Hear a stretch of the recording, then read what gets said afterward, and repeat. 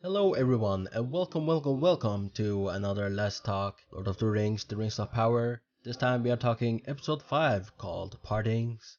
Episode 5 has been written by Justin Doble and is directed by Wayne Shi Yip.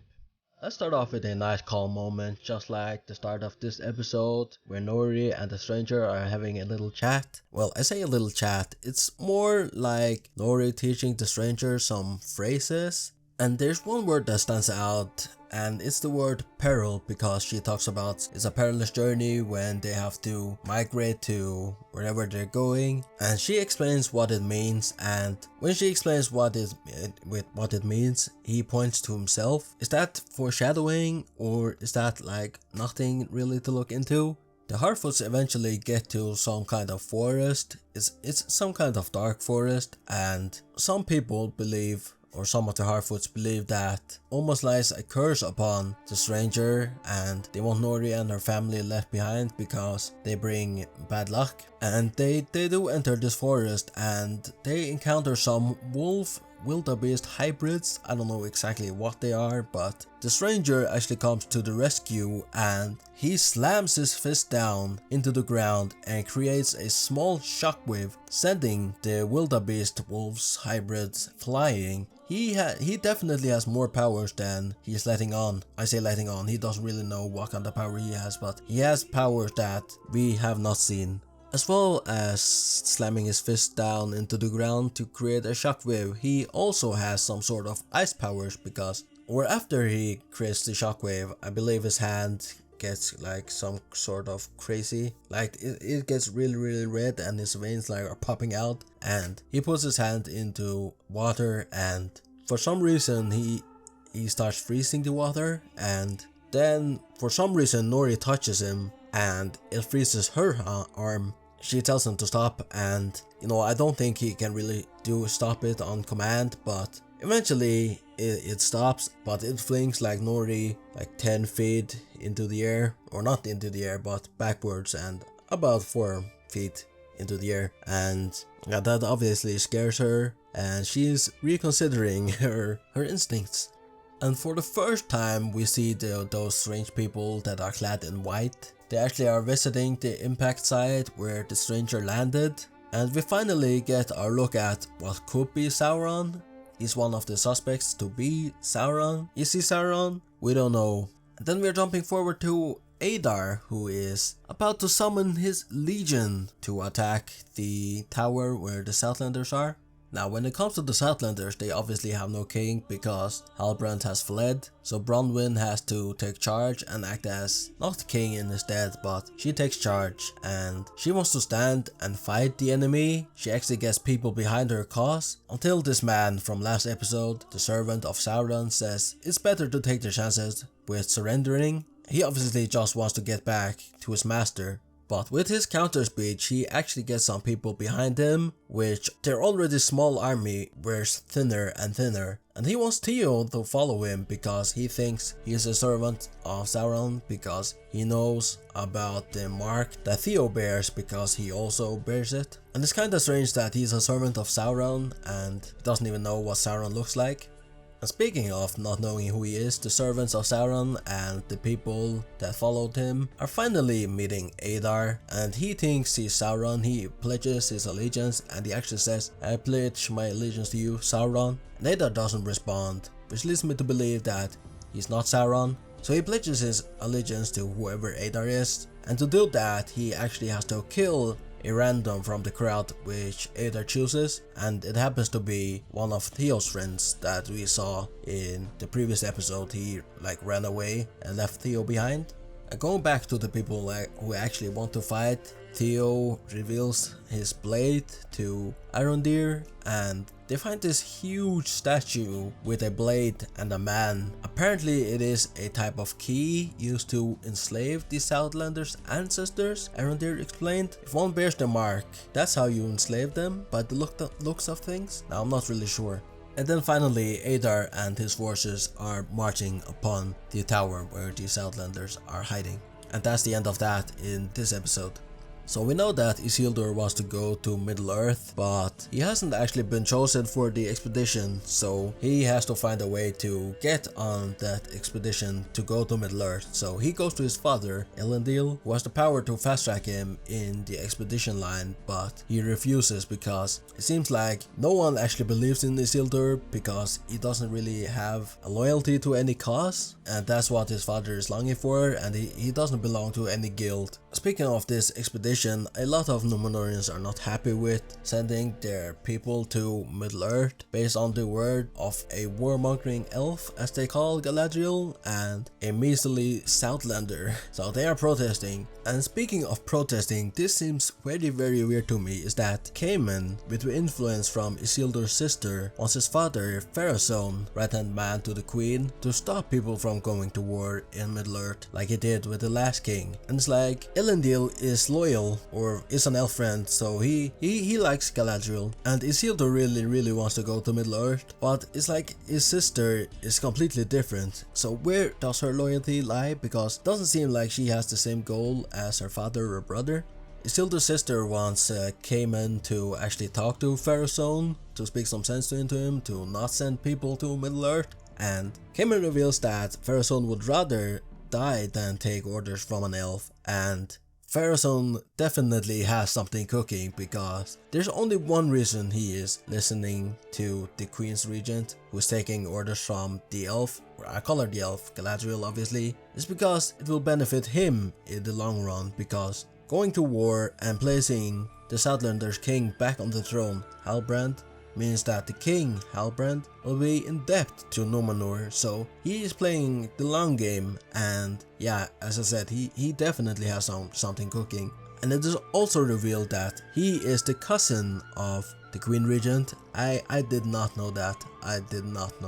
And it also revealed that the people are more likely to listen to him than the actual queen. Now the queen holds the title, but the people will listen to him, apparently. So I wonder what will happen in Númenor when the queen is in Middle-earth. Like, will he lead an uprising? Will the actual king be alive once they get back? It's gonna be interesting to see what his motives are. Now Galadriel obviously wants to go back to Middle-earth because they have to save Middle-earth, because obviously there's an evil rising, and Halbrand doesn't want to go back to Middle-earth despite what Galadriel told the queen, and she says that to Halbrand.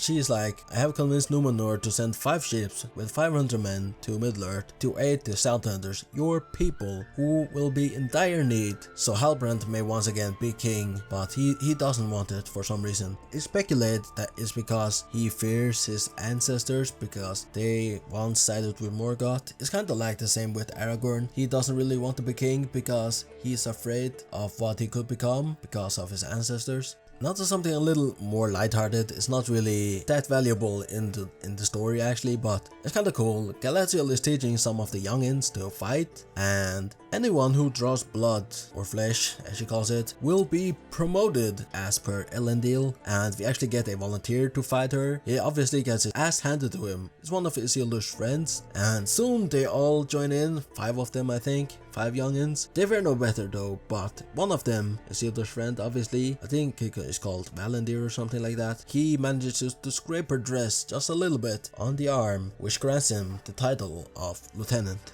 Now that the Númenóreans have restored their bond with the elves, they now believe that the kingdom is saved, or that's what the Queen Regent is saying to her father when she visits him in the tower. But her father reveals that there will only be darkness waiting for her in Middle-earth. And then we get nothing more, so what will happen to the Queen Regent in Middle-earth? It's gonna be interesting to see. And going back to Isildur again, his friend obviously got promoted to lieutenant, and he notices, so he goes to one of his friends, the one who got promoted, and he wants him to get him onto the expedition. And the friend's like, no, I'm not gonna hinge my title on this. But Isildur is like, in exchange you will get 2 free hits, and he actually hits him, but he doesn't actually get him on the expedition. So Isildur actually has to go onto one of the boats. He's like a stowaway, he is hiding, and coincidentally Cayman is there. He wants to sabotage the voyage, and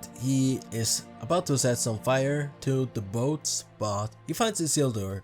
So Cayman and Isildur fight for a little bit and they accidentally drop the lantern, so they obviously have to escape much quicker than anticipated. And on their way out, Cayman gets knocked out or something, he falls, but Isildur gets him off of the boat before it explodes. And when Isildur's father asks him what happened, Isildur actually covers for Cayman for some reason.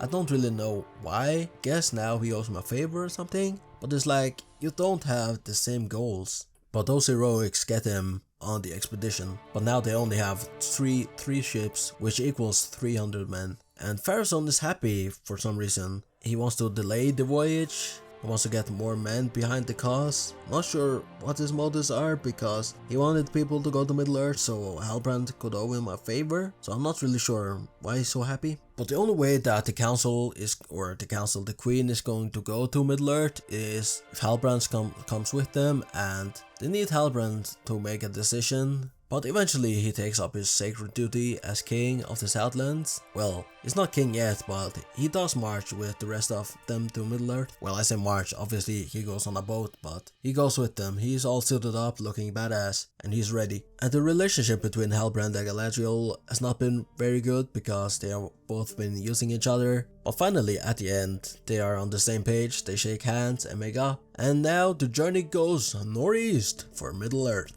But remember, now they only have 3 ships, which means less soldiers. Now remember in the first episode when Gil-galad, Celebrimbor and Elrond were speaking, and they sent Elrond and Celebrimbor to Khazad-dûm? Now it wasn't really for friendship, it was some hidden agenda that Gil-galad and Celebrimbor knew about that Elrond didn't know about, so he was being kinda used. And Gil-galad wants to know what the dwarves are hiding in Khazad-dûm.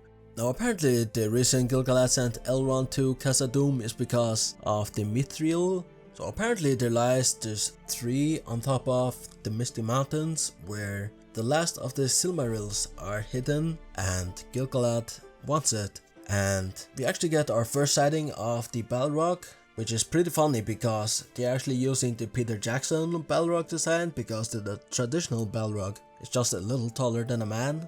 He actually tells the story where there is this elven warrior on one side and the Balrog on the other. They're fighting on top of the Misty Mountains, there's just 3 there. And as they are fighting, lightning struck the 3, imbuing it with a power as pure and light as good, as strong as unyielding as evil. The roots of the 3 seep down into the mountains where it has waited for centuries, and Gil-galad thinks that the dwarves have found it. Now, they did find an ore in the last episode, but they called it Mithril. Unless Mithril and Silmarils are the same thing, then I don't really know. I just assume it is the same thing, or the Silmarils somehow got embedded within the ore, making it more valuable, but I'm not really sure what Silmarils is. Now in the last episode, Elrond promised he would never reveal Durin's secret, and that seems to be having a dire consequence, as it could doom all of the Elven race, because for some reason the light of the Eldar is fading, which means the time of the elves are fading, and Middle-earth stands no chance without the elves.